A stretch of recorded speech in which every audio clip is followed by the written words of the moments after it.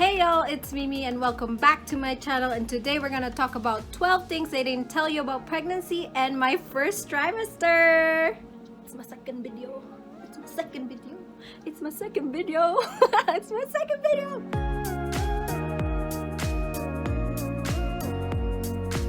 So if you watch my first video, you'll know that I am so looking forward to having a family, but I had no clue what pregnancy is gonna be like or to plan for it.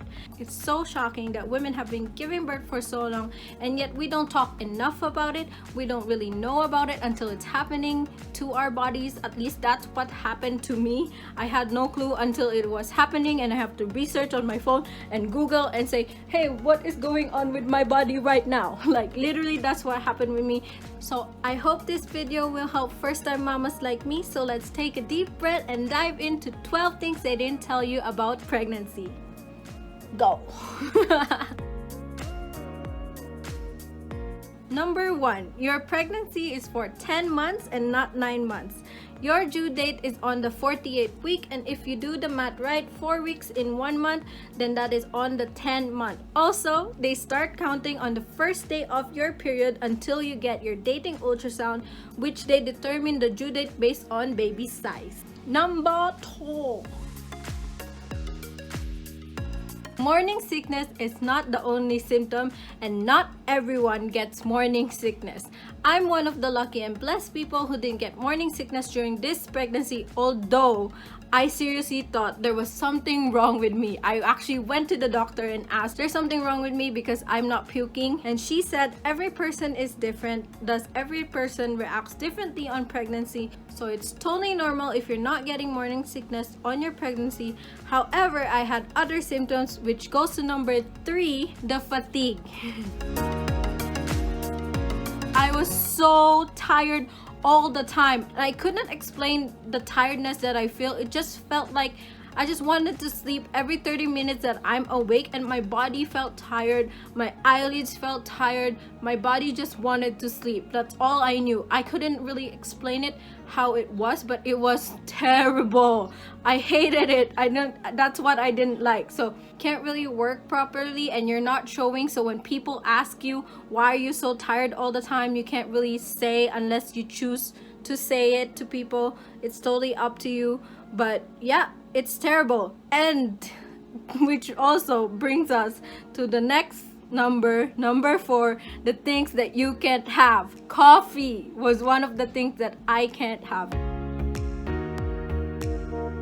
I love coffee, and to pair that with my tiredness, I really wanted that coffee. And I know you can have a little bit a day, but I didn't want to risk it because I know the first trimester is the most fragile, and I was so scared, and it's okay to be scared if you are. So I didn't opt for any coffee during the first trimester. Number 5, your prenatal vitamins.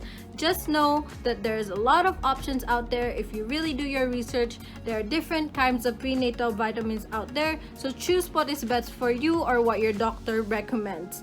So I just want to share with you the first prenatal vitamins that I tried gave me a headache, so I switched to another one. So it's totally okay to switch your prenatal vitamins if it's not working with your body, and that's what I did.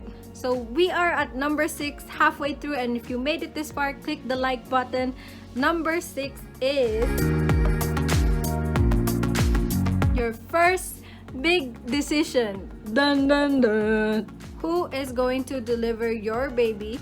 Where are you gonna be delivering? How are you gonna be delivering? So those are the top 3 questions that you should ask yourself, or you could just go ahead and start your birth plan. I'm actually gonna explain this in a future video, but here in Canada you have a choice of picking a family physician, OB/GYN, or midwife, and you have to pick early on because the wait list is long and also processing.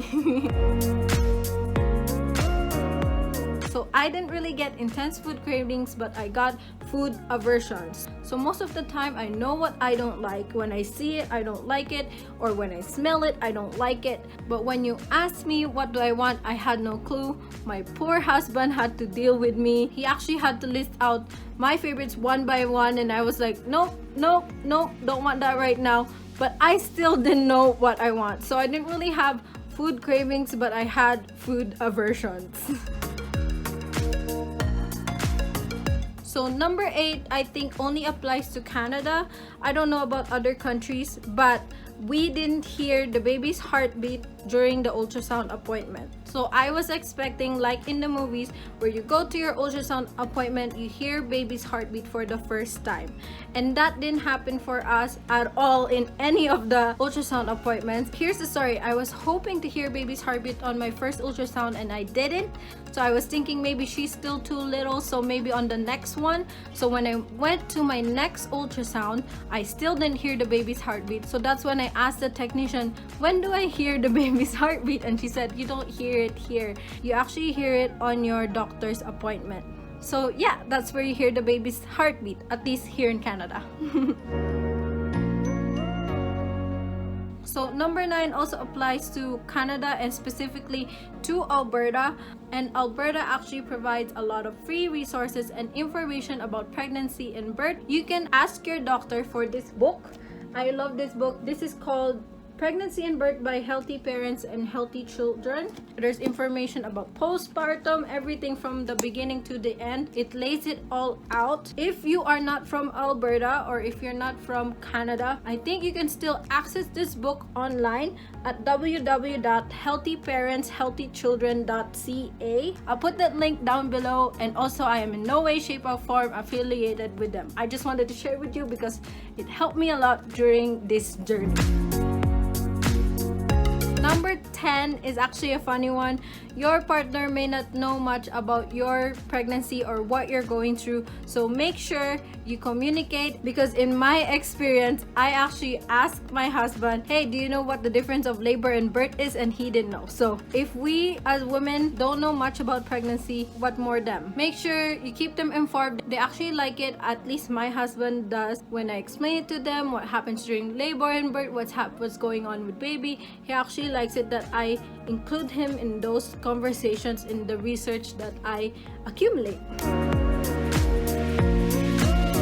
So number 11 is your skin products. If you know me, I have this whole routine in the morning and whole routine in the evening for my face. I also have a routine for my body and other, depending on the parts of my body. So I am super into skin products, and it didn't really occur to me that I have to be mindful of that until I couldn't sleep one night, and I was like, I think I am forgetting something, and my mind was going through everything, you know, the craziness that go when you can't sleep and all the information goes to your head. And then I was like, oh wait, what about the products that I put in my skin? And then I couldn't sleep more because I went into deep research on my phone, and I ended up sleeping at 4 a.m. So, and we are at our last one. So number 12 is the app What to Expect. Disclaimer, I'm in no way, shape or form affiliated with them. I just love their app. I use it to keep track of my pregnancy. I love that it shows the different symptoms that can happen during each period and time, and also you get the 3D view of baby as it grows. There's so much information, fun interactive videos and stuff like that. I really enjoyed this free app, so definitely check it out. So those are the 12 things that they didn't tell you about pregnancy that I found out through research and experience during my first trimester. And I hope you enjoyed this video and learned a lot in the process. Don't forget to click subscribe, and I will see you on the next video. Bye!